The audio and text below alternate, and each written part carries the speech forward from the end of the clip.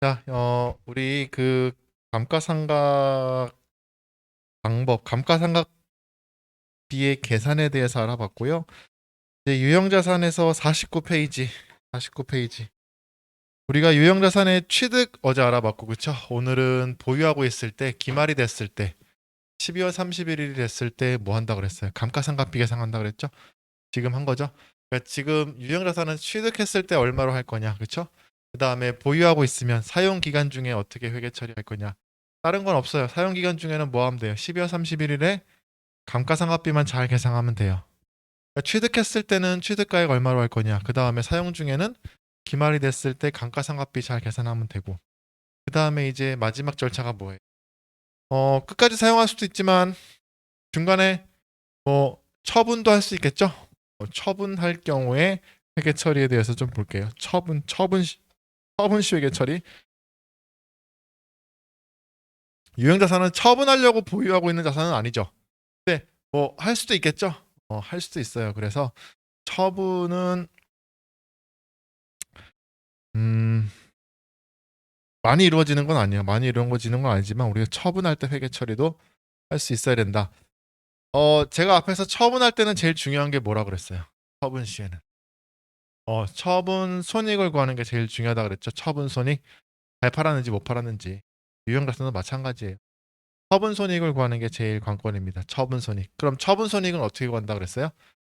처분가액과 장부가액을 비교하죠. 처분가액과 장부가액을 비교하는 게 처분 손익이 나오는 거예요.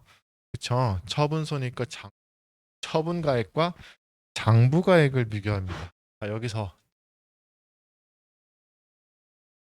유형 자산의 처분인데요. 처분 손익을 구하기 위해서는 처분가액과 장부가액을 알아야 된다. 근데 처분가액은 고민할 게 있을까요? 뭐 별로 고민할 게 없어요. 처분가액은 얼마에 팔았다라고 그냥 문제에서도 주어져요. 뭐 실무에서도 뭐 얼마에 팔았다니까 고민할 게 없는데 문제는 뭐겠어요? 장부가액입니다. 처분 시점에 장부가액을 구해야 돼요. 그래서 어려운 거예요. 처분 시점에 장부가액.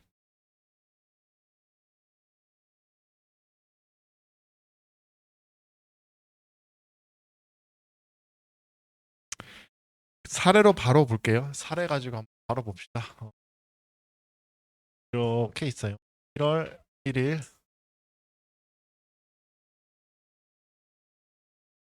길게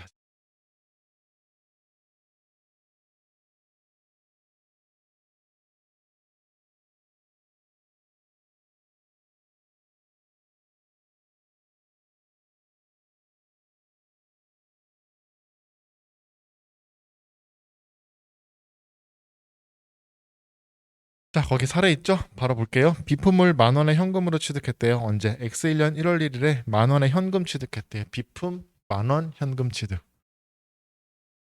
비품 10,000원. 이건 취득가액이죠? 회계 처리 볼까요? X1년 1월 1일. 이거는 뭐 그냥 차변에 비품 10,000원 현금 취득했으니까 현금 10,000원. 현금 취득. 자, 쓰고 있어요. 쭉 쓰고 있는데 12월 31일이 됐네. 뭐 해야 돼요? 감가상각비 계산해야겠죠? 감가상각비. 쓰고 있으니까. 감가상각비 계산하려는데 감가상각비 계산하려면 우리가 뭐 여러 가지 알아야 되죠. 내용연수는 4년, 잔존가치는 2,000원, 정액법. 여기다 적어놨다 그랬죠. 내용연수 몇 년? 4년, 잔존가치 2,000원, 정액법. 뭐 이런 유형자산이니까 이런 정보들이 있겠죠. 그럼 우리 기말에 뭐 할 수 있어요? 감가상각비 계산할 수 있죠? X1년 12월 31일에 정액법이니까 어떻게 하면 돼요? 10,000원에서 2,000원을 뺀 음? 10,000원에서 2,000원을 뺀 감가상각 대상 금액을 내용연수 몇 년이에요? 4년이니까 8,000원을 1년에 2,000원씩 상각하겠다는 거죠. 맞죠? 그래서 얘는 그냥 적을게요. 색깔은 감가상각비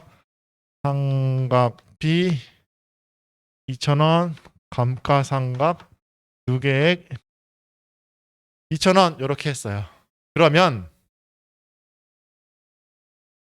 시계정으로 이렇게 보면 첫 번째 비품인가요? 비품 X1년 취득할 때 얼마? 10,000원.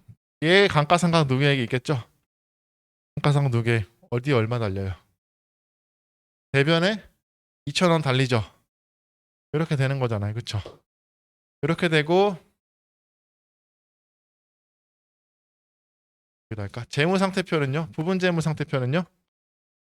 부분재무상태표 X1년 12월 31일은 비품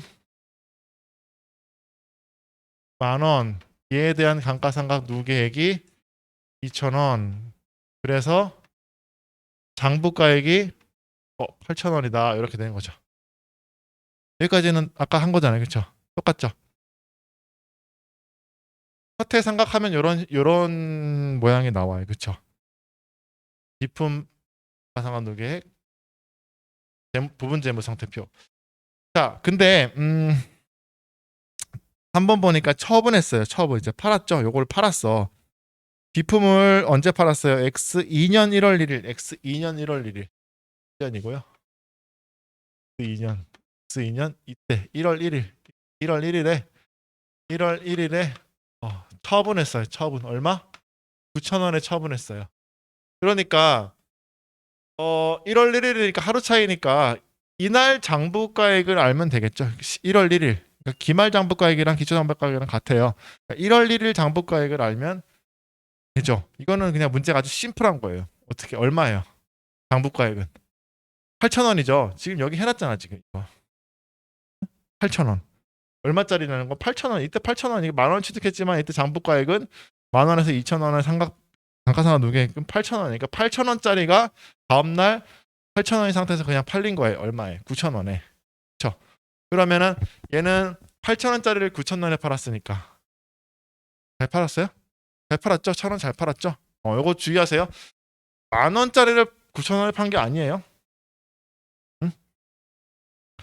10,000원짜리 9,000원을 판 게 아니라 감가상각비를 계산해가지고 장부가액이 8,000원 된 상태에서 8,000원짜리 9,000원에 판 거라고요. 그러면 처분 시점 X2년 1월 1일 처분시 분계를 보면요. 처분시 분계를 보면 색깔을 잘 적었다. 감가상각 누계액 있죠. 지금 얘를 처분한 거잖아. 얘를 처분한 거잖아요. 비품하고 요걸 처분했잖아요. 요게 지금 세트예요. 세트 항상. 따로따로 노는 게 아니에요. 세트예요. 얘를 제거해야 돼. 그렇죠? 그러니까 비품도 제거하고 감가상각 누계액도 같이 세트니까 같이 없애줘야 돼요. 같이 없애줘야 돼. 장부에서. 없애주려면 비품 없애주려면 비품 어디로 와야 돼요? 대변으로 와야겠죠? 비품이 지금 팔려 나갔잖아. 비품이 나갔죠. 얼마가 나가야 돼요? 얼마예요? 10,000원이죠? 얘 세트 있죠? 감가상각 두개 얼마? 2,000원. 여기다 대변에다 적어줘야 되는, 차변에다 이렇게 적어줘야 되는 거예요. 그러니까 얘는 일로 가고 얘는 일로 와야 되는 거예요. 없애주려면. 그래서 이게 얼마예요, 이게? 8,000원이죠? 이게 장부가액이죠? 장부가 8,000원이 지금 대변으로 빠져나간 거 보이세요? 맞죠? 이게 10,000원, 이게 얘는 비품은 일로 왔고 이렇게 온 거잖아요, 이렇게. 처분가액은 1,000원 현금 처분했어요? 외상으로 처분했어요? 그럼 미수금이겠네, 그렇죠? 미수금이 얼마? 1,000원. 이게 뭐예요? 이게 처분가액이죠? 이게 처분가. 이게 2번으로 들어와야 되는 거죠. 그러면 대차가 어떻게 돼요? 8,000원 나가고 9,000원 들어왔으니까. 여기가 B죠? 대변이 B잖아. 그랬을 때 유형자산 처분이익 하시면 돼요.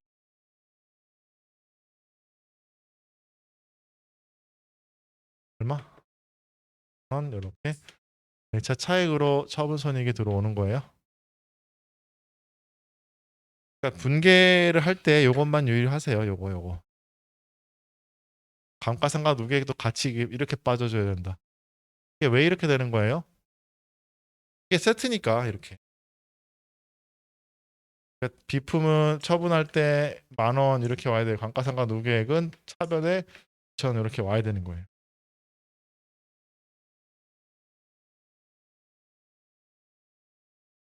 그러면은 이게 처분분계인데 여러분 처분분계에서 미수금이 예를 들어서 7,000원이다. 더 작다. 그럼 뭐가 나오겠어요? 처분 손실이 나오겠죠. 8,000원짜리 7,000원에 팔았으면. 그렇죠? 그러니까 이거 유형사 처분이익은 이거 비교해서 처분이익이냐 처분이익이냐 처분손실이 나오냐 이거 정하면 되는 거예요. 그렇죠? 자, 여기까지가 이제 분계에 대한 내용이고요. 분계 모양은 이렇게 돼야 돼요. 분계 모양 이렇게 돼야 되는데 이제 처분 손익에 조금 이제 문제를 앞으로 이제 풀려면요. 요것도 아셔야 돼. 지금 처분 시점이 언제예요? 이때죠, 이때. 이거는 지금 문제를 간단하게 하기 위해서 처분 시점을 일부러 1월 1일로 둔 거예요. 장부가액을 그냥 바로 여기서 구했으니까 바로 쓸 수 있게. 근데 처분은 언제 된다? 아무 때나 팔고 싶을 때 파는 거죠. 처분은 아무 때나 기중에 아무 때나 팔고 싶을 때 파는 거예요. 감가상각비는 12월 30일에 계산하지만 처분은 아무 때나 하는 거예요. 자, 만약에 예를 들어서 우리가 처분을 이 문제를 좀 바꿔가지고 처분을 이때 했다고 칩시다. 처분을 1월 1일을 하지 말고 1월 1일을 하지 말고 이때 했어요. 언제? 6월 30일. 6월 31일에 처분을 뭐 9,000원에 했다고 칩시다. 6월 30일. 그러면 자, 요거 보세요, 일단. 처음에 10,000원에 사가지고 1년 1년 그러니까 1년치 썼어. 4년 중에 1년치 썼을 때 8,000원 됐죠. 그럼 이때 팔았어요. 예를 들어서. 그럼 6개월 더 쓴 거잖아요. 그럼 6개월 더 썼잖아요. 이만큼 쓰고 지금 판 거잖아. 그러면 장부가액이 8,000원일까요? 8,000원보다 떨어질까요? 8,000원보다 떨어져 있겠죠. 이게 지금 처음에 10,000원이죠. 10,000원. 10,000원이고 여기 얼마예요? 8,000원, 2,000원 깎아서. 그 다음에 얼마가 될까요? 얼마? 6,000원이겠지. 2,000원씩 지금 떨어지고 있잖아요. 매 2,000원씩 지금 이렇게 계산하면 2,000원씩이잖아요. 그러니까 10,000원, 8,000원, 6,000원 뚝뚝 떨어지고 있는 지금 와중에 있죠. 이 와중에는 얼마일까요? 7,000원이에요. 왜냐하면 정액법이니까. 이게 보세요. 지금 12달 썼고 6개월 썼죠. 총 몇 달 썼어요? 1년 반 썼죠. 또는 12 이게 18개월 썼잖아요. 그러면 요 분기를 지울 필요 없나? 어.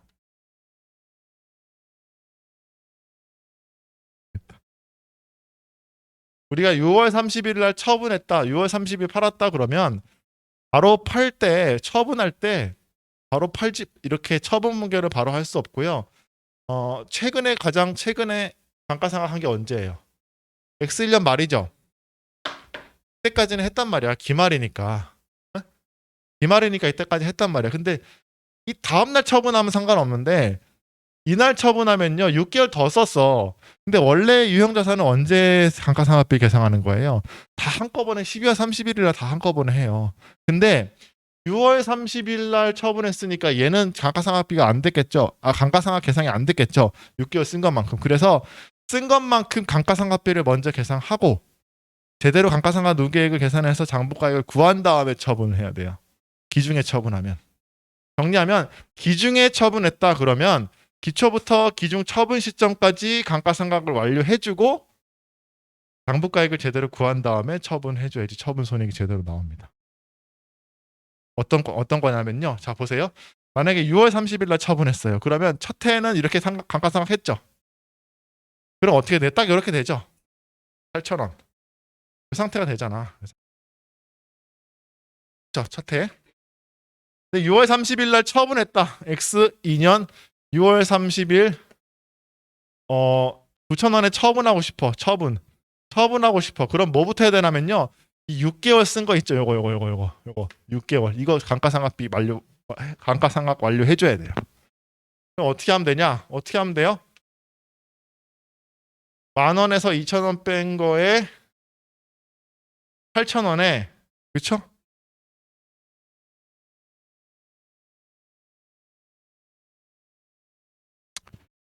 보시면요.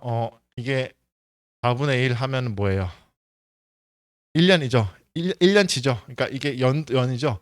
이거를 12달분의 6개월 했잖아요. 이렇게 월수를 조정해 주면 돼요.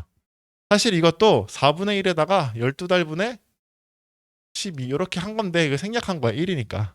1년치니까. 그러니까 월수로 조절해 주면 돼. 대부분 감가상각비는 월수로 합니다. 월수. 일수로 안 하고 마지막에 이거 2분의 1이잖아. 이거 2분의 1. 이거 6개월치니까 이렇게만 조정해 주면 돼. 그럼 얼마 나와요? 1,000원 나오죠. 감가상각 누계액이 1,000원. 감가상각비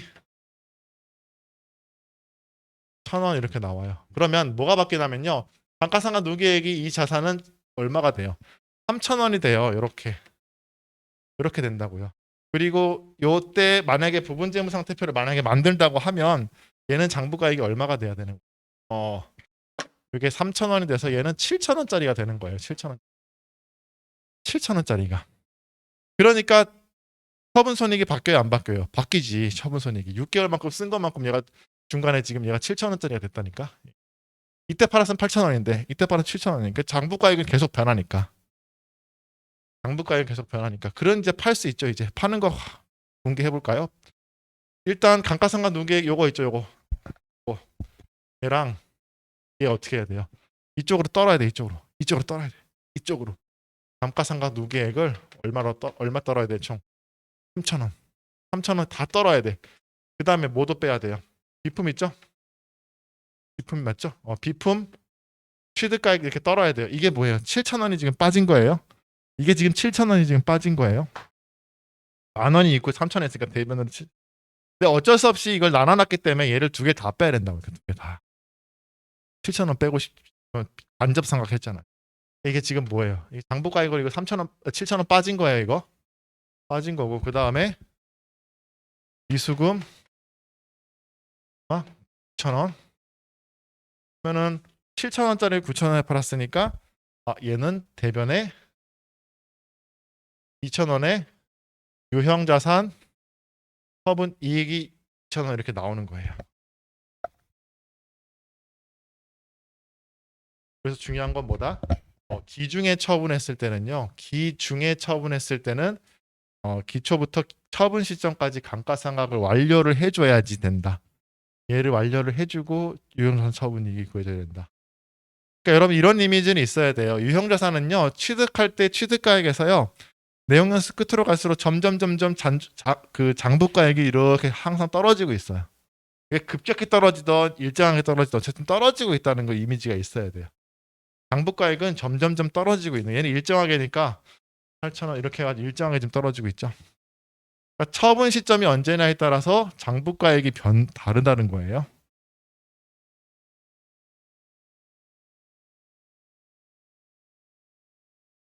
그래서 요 말도 한번 들어보세요. 요 말이 이해가 되는지 한번 보세요. 만약에 유형자산을 처분할 때 감가상각을 완료하는 걸 까먹고 처분 시점까지 감가상각 요 때부터 때까지 감가상각비 계산하는 걸 까먹고 그냥 회계 처리를 했어요. 그러면 처분 손익이 영향이 있을까요, 없을까요? 있죠. 감가상각을 까먹었으면 그냥 이거 8,000원으로 처분했을 거잖아요. 그러니까 유형자 처분이익이 아까 그대로 1,000원 됐겠죠. 원래 얼마야 되는데 지금처럼 2,000원 돼야 되는데 무슨 얘기인지 아시겠어요?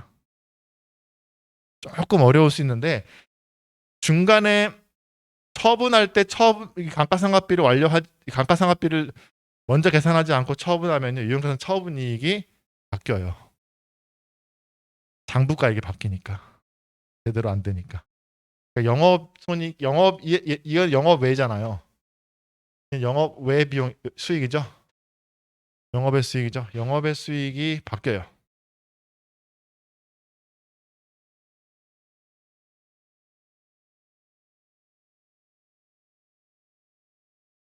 그러면은 요것만 기억하시면 돼요. 처분할 때는 처분 시점이 만약에 기중이라 그러면 처분 시점까지 감가상각을 완료를 하고 처분해줘야지 처분 이익이 제대로 구해진다.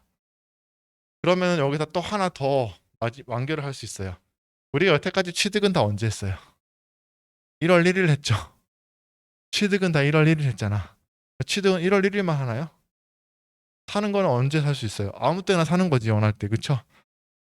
그것도 개념도 있을 수 있겠죠. 이거는 기중 처분이고요. 기중 취득도 있을 수 있어요. 예를 들어서 7월 1일 날 이거를 취득했다고 볼게요. 취득 7월 1일 날. 7월 1일 날. 자, 문제. 7월 1일 날 X1년 7월 1일 날 취득해 가지고요. X1년 7월 1일 날 취득해서 X 2년 6월 30일 날 처분했어요. 나머지 다 똑같아. 10,000원짜리. 이때 사가지고 이때 처분했어요. 자, 이때 사서 이때 처분했어요. 6개월, 6개월이에요. 9,000원에 처분했어요. 처분 손익은 얼마일까요?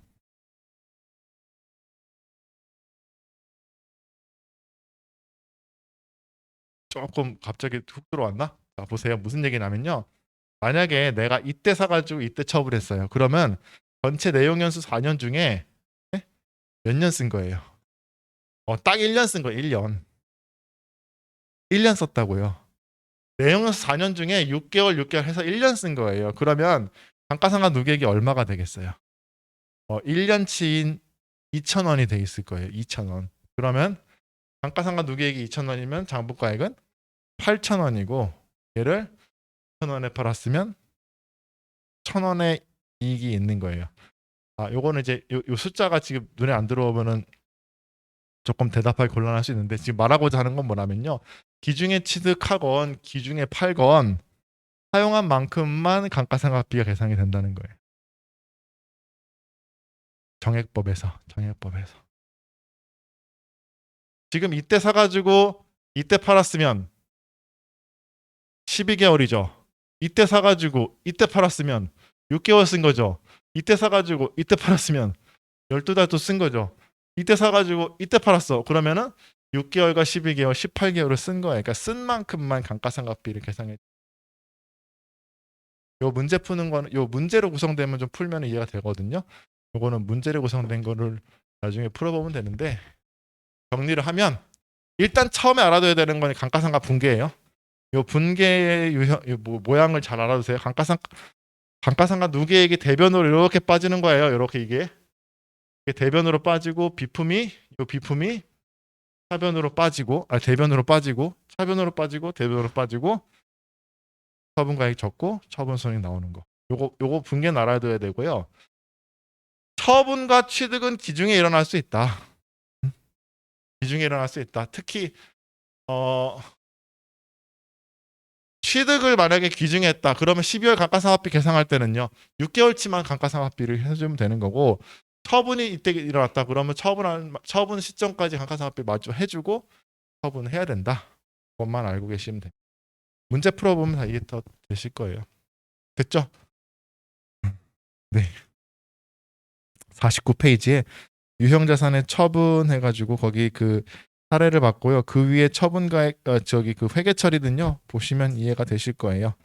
거기 뭐 현금 감가상각 누계 이렇게 좀 이렇게 감가상각 누계 위로 올렸으면 될 텐데 그냥 현금 먼저 적어가지고 조금 뭐 하긴 한데 어쨌든 상관없어요. 이거를 위로 적고 밑에 적고 순서는 관계 없어요. 감가상각 누계액이 차별에 있으면 되는 겁니다. 뺄 때. 됐죠? 네. 자, 그래서 처분까지 끝났고 우리가 이제 마지막으로 봐야 될 거는요. 43페이지, 페이지 43페이지 펴주세요. 취득 이후의 지출. 좀 지울게요.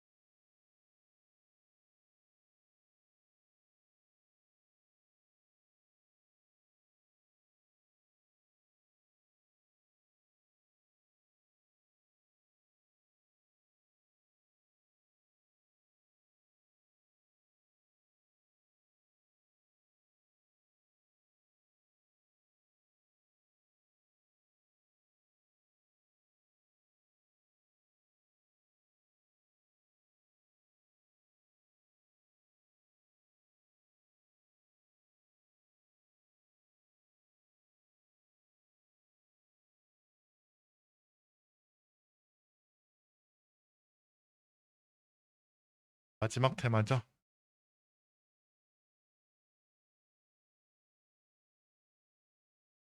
유형자산 취득 이후의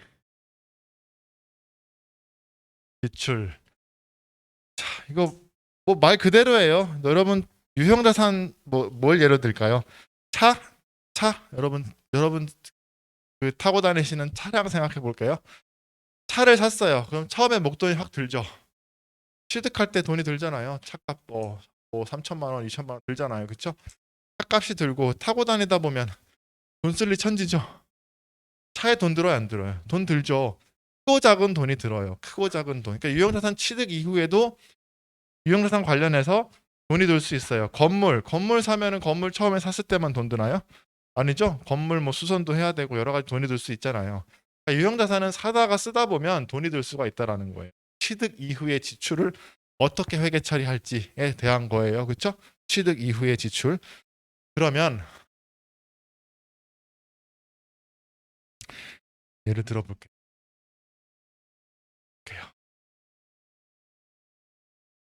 취득 이후에 말 그대로 지출이 있었어. 현금이라고 칩시다.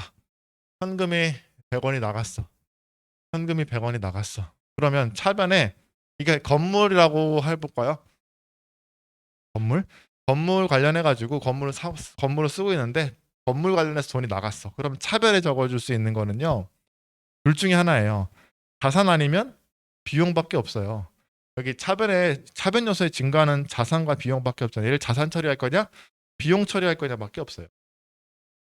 자산 처리할 거냐, 또는 비용으로 그냥 썰 거냐.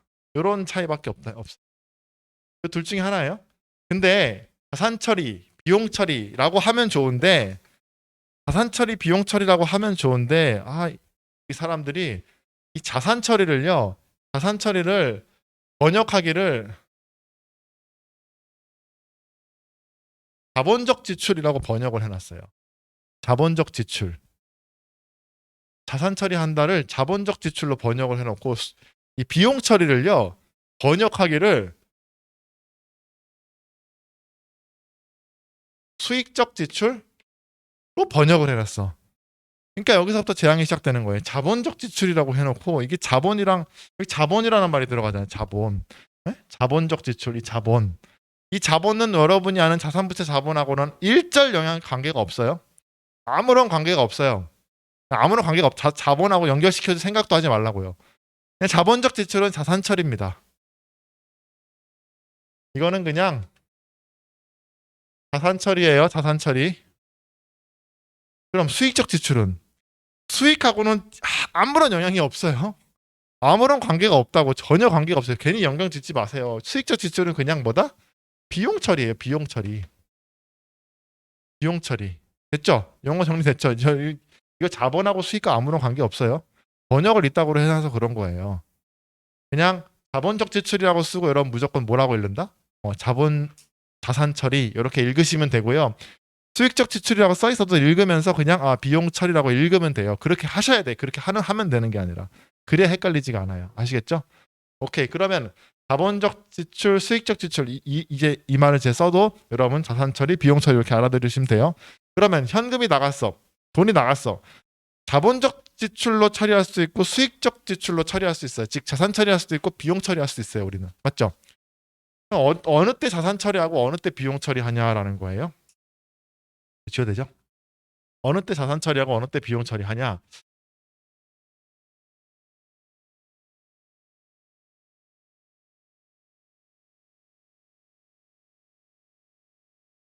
자, 비용 처리 일반적으로 원칙은 뭐냐면요. 회계 원칙은 회계 처리의 큰 원칙은 다 비용 처리하는 거예요. 다 비용 처리. 그 해 그냥 비용 처리하는. 그 해 비용, 즉 수익적 지출로 처리하는 게 원칙이에요. 웬만하면 다 그렇게 하는 거예요. 웬만하면 다. 예를 들어서 차를 샀어. 차를 샀는데 엔진 오일 넣고 와이퍼 교체하고 뭐 타이어 갈고 뭐 하다가 한번 갈잖아요. 갈아야 되잖아요. 그거 그냥 비용 처리하는 거야. 비용 처리.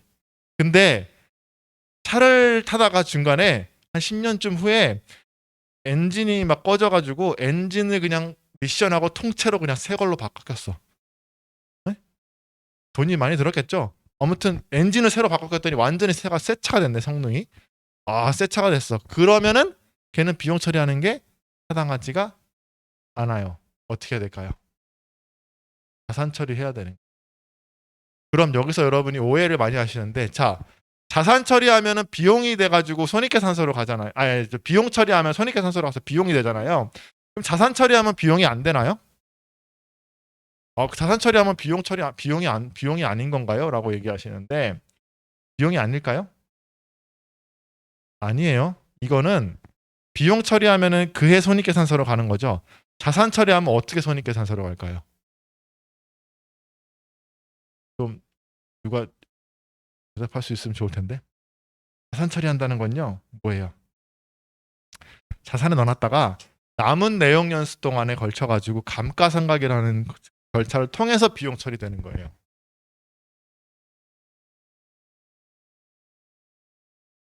여기다가 비용을 딱 적어놓으면 그해 손익계산서로 다 흘러가 버린다. 근데 여기다가 자산이다 해가지고 자산에 넣어놨다가, 즉 차량의 자산이 감가상각이 되고 있는 와중에 엔진하고 그 미션을 다 갈았어. 그러면은 그거를 자산으로 했어요. 그럼 걔는 비용 처리가 안 되냐? 그게 아니라 이거는 남은 내용 연수 있죠. 남은 사용 기간에 걸쳐 가지고 감가상각을 통해서 비용 처리되는 거예요. 무슨 얘기인지 아시겠어요? 이게 아까 감가상각의 개념을 좀 이해하셔야지 이게 와닿는데, 올해 그냥 비용 처리하는 거 올해 그냥 손익계산서로 쭉 흘러가고요. 자산 처리했다는 거는 자산에다가 자산 장부가액을 쭉 올려놔. 그러면은 그거를 어떻게 남은 기간 동안에 감가상각 통해서 이렇게 조금씩 쪼개서 들어가는 거예요. 그러면 그게 무슨 얘기냐면요. 일반적으로 짜잘짜잘하게 수리하는 거는 그냥 올해 비용으로 처리해라는 거고요. 만약에 엔진을 통째로 갈았다거나 이렇게 성능이 현저히 개량되거나 가치가 증대하거나 또는 내용 연수가 연장됐어요. 그걸 통해서 다시 성능이 현저히 개량되거나 가치가 증대되거나 또는 그걸로 인해서 내용 연수가 원래 3년밖에 안 남았는데 10년 더 연장이 됐어. 그런 케이스에서는요, 걔를 자본적 지출, 즉 자산 처리해가지고 남은 내용 연수 동안에 상각을 통해서 비용 처리하게끔 만들어줘야 돼요.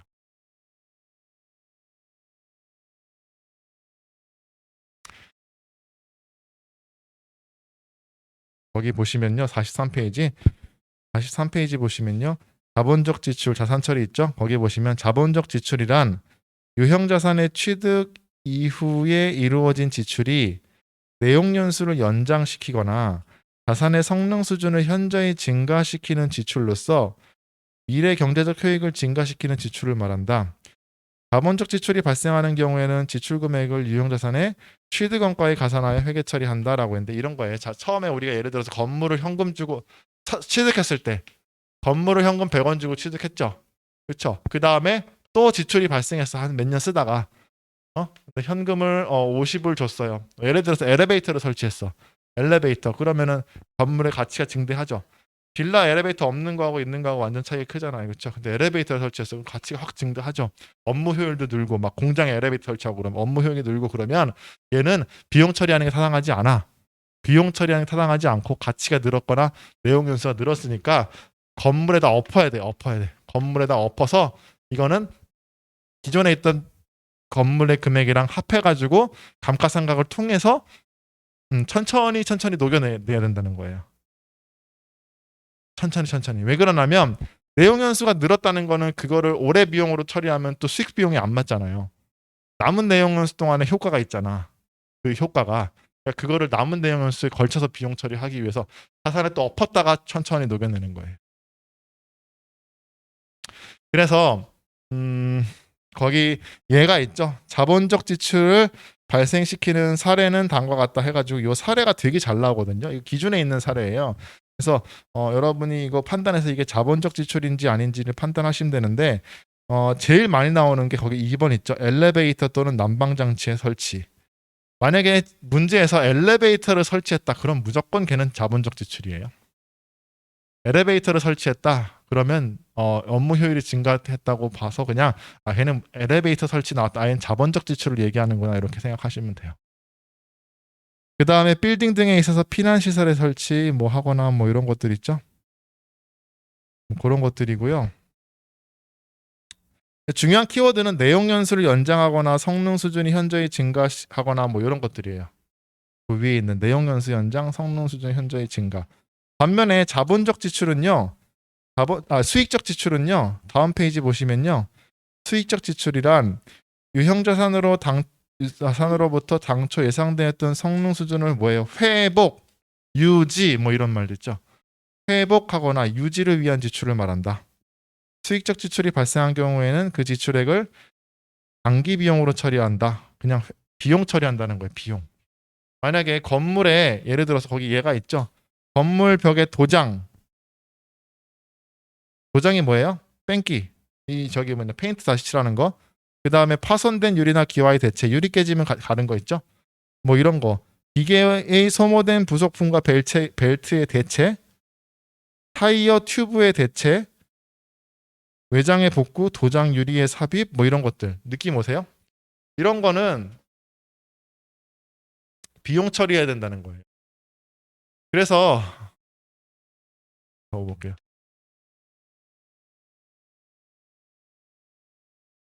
수익적 지출하고 굳이 이미지를 보면 자본적 지출은 뭔가 이렇게 계량이 됐어. 뭔가 A0에서 A 플러스 뭔가 이렇게 좀 이렇게 성능 수준이 나아지거나 내용이 좋아져야 돼. 근데 수익적 지출은요. 뭔가 A 마이너스에서 A0 그러니까 뭔가 회복하고 유지하고 이런 성격이 있는 거예요. 얘는 엘리베이터, 피난 시설, 냉난방 시설 이런 거. 이거는 깨진 유리의 개체, 기와의 대체, 뭐 벨트 교체 뭐 이런 거. 느낌 오세요? 그래서 우스갯소리로 이런 얘기 많이 하잖아요. 만약에 이 사람의 얼굴이 유형자산이라고 하면, 얼굴이 유형자산이라고 하면, 보톡스는 그냥 유지보수죠. 유지보수. 보톡스는 유지보수예요. 수익적 지출로 처리하는 거고요. 안면 윤곽을 했거나 이제 뭐 이렇게 이렇게 다 이렇게 했다 그러면 넌 자본적 지출이 좀 이루어졌다 이렇게 하는 거예요. 그러니까 수익적 지출로만 안 되면 자본적 지출도 해야 되는데 어쨌든 수익적 지출은 그냥 성능 유지, 성능 보수 뭐 이런 개념인 거고요. 자본적 지출은 이거를 성능을 현저히 개량하는 거 있죠. 가치 증대 뭐 이런 거 있죠. 얼굴 하면 혼나겠다. 그쵸? 무슨 얘기인지 아시겠죠? 그런 느낌이에요. 다 뜯어 고치면 자본적 지출, 수익적 지출은 비용 저기보다 유지 보수. 그래서 이제 내용을 알았으니까 이제 회계 처리하고 이제 이게 자본적 지출과 수익적 지출 알아둬야 될 거는요. 이 구분하는 거. 구분할 때 예시 있죠. 여기 제가 43페이지와 44페이지에 그 사례는 단것 같다 했죠. 이 사례가 제가 적은 게 아니라 기준에 있는 거거든요. 그래서 여기 아까 말한 대로 다시 정리해 드릴게요. 43페이지 자본적 지출에 나오기 쉬운 거는요. 엘리베이터, 난방장치, 피난시설 뭐 이런 거 나오면요. 건물의 자본적 지출이구나 이렇게 알아두시면 되고요. 다음 장에 있는 그 44페이지에 건물 또는 벽의 도장, 유리나 기와의 대체, 부속품 벨트의 대체, 뭐 튜브의 대체 뭐 이런 거 나오면 이거는 수익적 지출로 처리해야 된다라는 거예요. 그렇죠? 그러면 자본적 지출로 처리할 때는 그냥 차변에 뭐 건물이면 건물, 차량 원방고면 차량 원방고 이런 식으로 자산이 오면 돼요. 자산 처리하는 거고요. 수익적 지출로 처리할 때는요. 회계 처리가 어떻게 돼야 되냐면요. 만약에 저 건물에 유리를 교체했어요. 5원에다가 차변에 와야 되는 건 비용이잖아요. 이때 쓰는 비용 계정 과목은 수선비라는 계정 과목을 쓰기로 해요. 수선비라는 비용 계정 과목을 쓰면 돼요. 뭐 어쨌든 비용이면 되는데 고쳤잖아요. 그러니까 그냥 수선비라고 쓰는 거예요. 수선비. 그렇죠? 자산 처리할 때는 건물, 차량 원방고 뭐 하여튼 유형자산이 오면 되는 거고 수익적 지출 처리할 때는 비용인데 수선비 하면 되고 이것만 하면 되는 좋은데 차량 원방고 있죠. 차량에 대한 거는 차량 유지비라는 또 계정 과목이 있거든요. 차량 유지비라는 계정 과목으로 해주세요. 그러니까 건물은 차량 이외에는 다 수선비 고치는 거. 근데 차는 뭐 예를 들어서 뭐 컴파운드 했다, 뭐 도장 찌그러진 거 펴냈다, 뭐 이런 거 다 차량 유지비 하시면 돼요. 됐죠?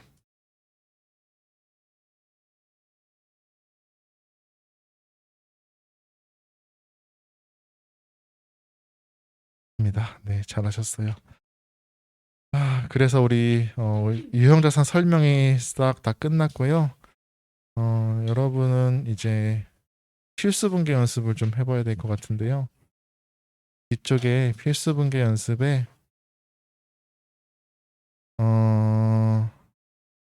117페이지, 6페이지, 7페이지, 116, 117페이지 유형자산의 처분과 유형자산 취득 이후의 지출 그 두 개를 해볼 건데요.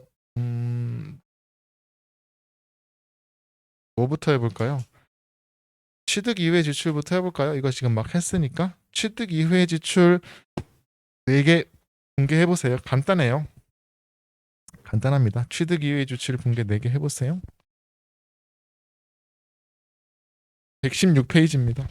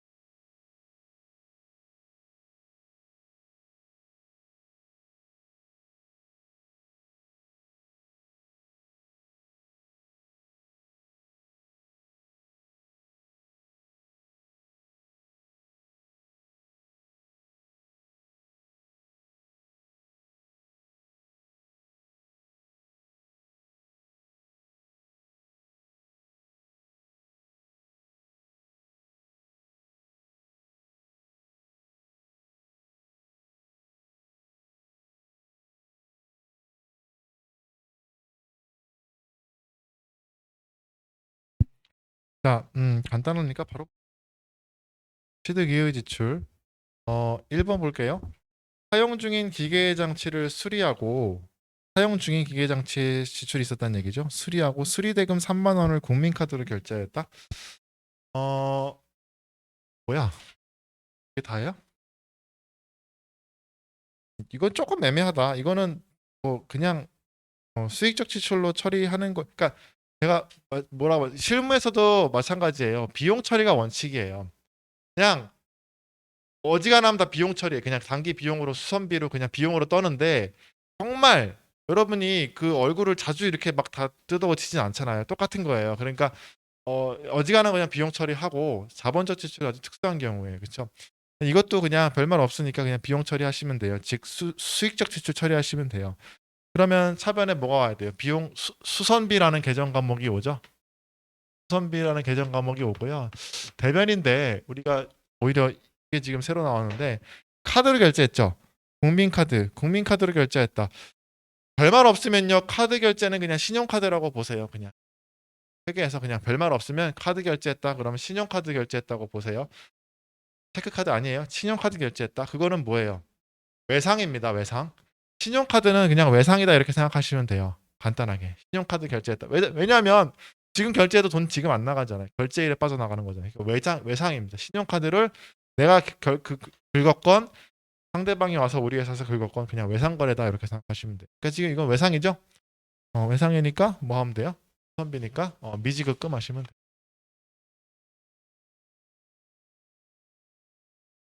외상이니까 외상인데 이게 상품인지 상품 위외인지는 구분해야 돼요. 어? 신용카드가 다 미지급금은 아닙니다. 신용카드로 내가 이렇게 수선비를 긁었어. 우리 법인카드로 신용카드로 수선비 긁었어. 그럼 미지급금인데 신용카드로 상품 사왔어. 그럼 뭐가 나와야 돼요? 외상 매입금이 나와야 되는 거예요? 아니 카드 가지고 긁는 거는 그냥 외상거래라는 거지 신용카드 긁으면 다 미지급금이 아니라는 거예요. 신용카드로 상품 사왔으면 외상으로 상품 사온 거니까 외상 매입금 나와야죠. 무슨 얘기인지 아시겠죠? 그래서 카드로 지금 수선비 걸었으니까 미지급금이다. 그 다음에 2번 건물 도색 비용으로 9,000원을 현금 지출하였다. 도색 비용? 이거 뭐예요? 땡기죠? 수선비죠? 수선비 9,000원. 현금? 한번 공장 건물의 엘리베이터 나오면 무조건 자본적 지출입니다. 자본적 지출로 엘리베이터를 설치하고 공사 대금 10,000원은 당좌 수표로 지급하였다. 건물이니까 차변에 건물 하시면 돼요. 차변에 건물 나와야 돼요. 자본적 지출입니다. 10,000원은 당좌 수표인가요? 당좌 예금 10,000원 하시면 돼요. 그 다음에 4번 영업용 화물차의 타이어 교체는 수익적 지출로 처리하는 거죠. 25,000원 현금 지급하였다. 차량이니까 얘는 차량 유지비라는 계정 과목을 쓰기로 약속했어요. 그렇게 차량 유지비 얼마인가요? 25,000원? 네. 현금인가요? 그럼 15,000원 하시면 돼요. 됐죠? 하실 수 있겠죠? 네. 자, 그 다음에 옆에 있는 것도 마저 해보세요. 이거 계산할 필요 없어요. 117페이지에 있는 거는 그냥 공개만 잘 해보시면 돼요. 117페이지에 있는 거 한번 해보시기 바랍니다. 3개 처분 분기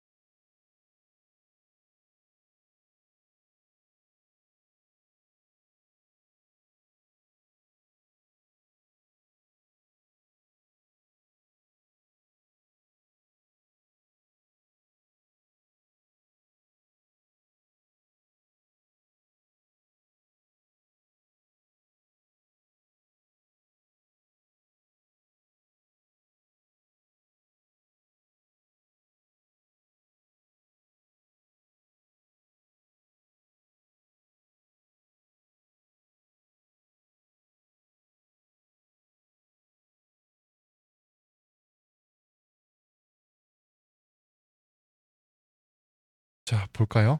1번 보유 중인 토지를 90만 원에 매각하고 대금은 당사 보통예금 계좌에 입금되었다. 토지의 장부가액은 얼마다? 55만 원. 그러면 토지가 50만 원이 대변으로 빠지고 보통예금 계좌에 90만 원에 팔았다. 보통예금 계좌에 돈이 얼마 들어? 그러면 요게 장부가액이죠? 네? 처분가액이죠? 그러니까 장부가액과 처분가액 비교해 보니까 잘 팔았죠? 50만 원짜리를 90만 원에 팔았네, 그렇죠? 얼마 잘 팔았어요? 5만 원만큼 유형자산 처분 이익 영업 외 수익이에요. 2번 볼까요? 사용하던 차량을 대한중고차에 40만 원에 매각하고 대금은 1개월에 받기로 했다. 이것도 외상이란 말이죠. 이것도 외상이란 말이에요. 취득원가는 50만 원, 감가상각 누계액은 20만 원. 장부가액은 얼마예요, 그럼? 그렇죠. 장부가액은 30만 원이에요. 장부가액은 얼마입니까? 물어보면 취득원가에서 감가상각 누계액을 뺀 거를 말씀하셔야 되는 거예요. 됐죠? 그러면은 장부가액 30만 원짜리를 얼마에 팔았어요? 30만 원짜리를 얼마에 팔았어요? 40만 원에 판 거잖아요. 잘 팔았죠? 10만 원 처분 이익이 나와야 되는 거예요. 자, 그러니까 돌아서 한번 까먹고 돌아서 한번 까먹고 어, 취득원가 50, 담로 20 차량인가요? 차량 광구 취득가액 50이고요. 그렇죠? 감가상각 누계액 딸린 게 20이죠. 그래서 이게 30이라는 거죠. 이걸 느끼셔야 돼요. 이게 30이에요. 이게 고가액이라는 거. 맞죠? 차량원 방고 이렇게 빠지고 이렇게 양쪽으로 이렇게 빠져서 30이 빠지는 거예요. 이수금이 40인가요? 이수금 이게 처분가액이죠. 30만 원이 순액으로 30만 원이 빠지고 40만 원 들어왔으니까 유형자산 처분이 10만 원 이렇게 자 차액으로 이렇게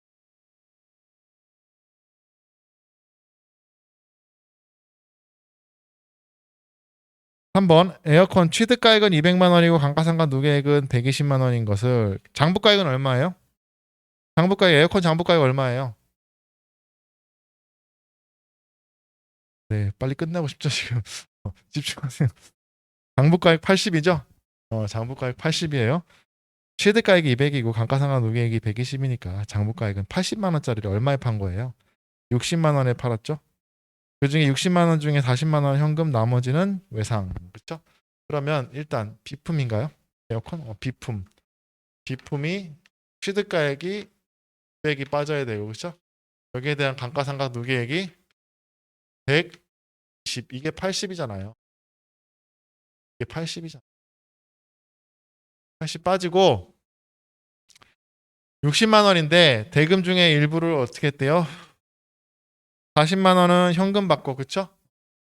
40만 원은 현금이고 나머지 20만 원은 외상이니까 비수금이죠. 수금. 그러니까 이게 뭐예요? 처분가액이잖아. 60. 80 빠지고 60이니까 80을 60만 원 판서 처분 손실이 발생하겠네. 그렇죠. 20만 원만큼 유형자산 처분 손실이 차변에 이렇게 나오는 거예요.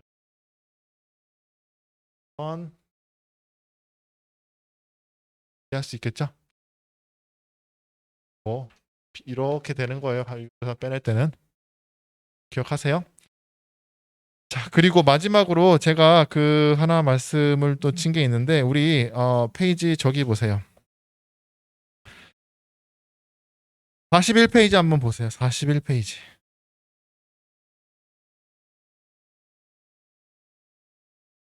41페이지 보시면 거기 유형자산에 분류해가지고 계정 과목도 쭉 있죠. 문제 하나 내볼게요. 이 계정 과목들 중에서 감가상각을 하지 않는 감가상각비를 계산하지 않는 계정 과목은 뭘까요? 감가상각비를 계산하지 않는 개념과 힌트 2개 있어요. 2개 찍어보세요.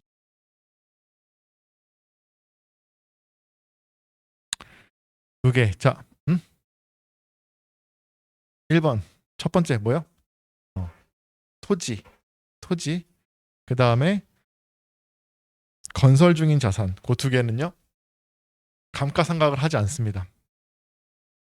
유형자산이라고 다 감가상각을 하는 건 아니에요. 유형자산 중에 토지와 건설 중인 자산은 감가상각을 하지 않습니다. 그 이유가요 각각 달라요. 토지를 감가상각하지 않는 이유는 뭘까요? 땅은 감가상각비를 계산하지 않아요. 왜 그럴까요?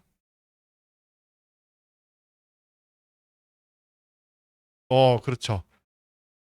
감가상각비를 계산하려면 뭘 알아야 돼요? 4개. 취득원가, 잔존가치, 내용연수, 상각방법 알아야 되죠. 근데 토지는요.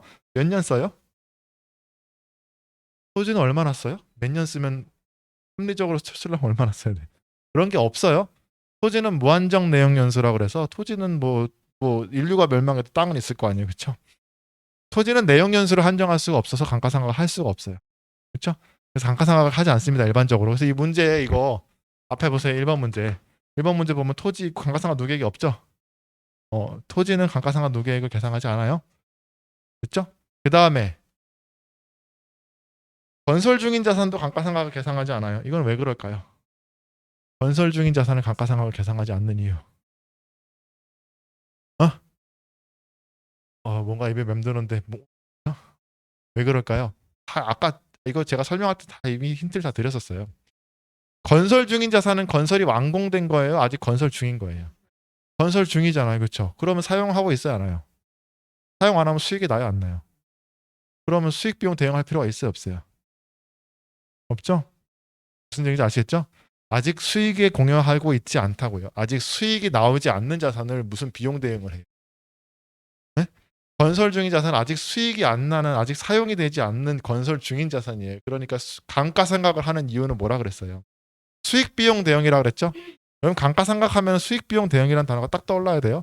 수익 비용 대응을 할 수가 없어요. 수익이 안 나니까. 쓰지 않잖아, 아직. 무슨 얘기인지 아시겠죠?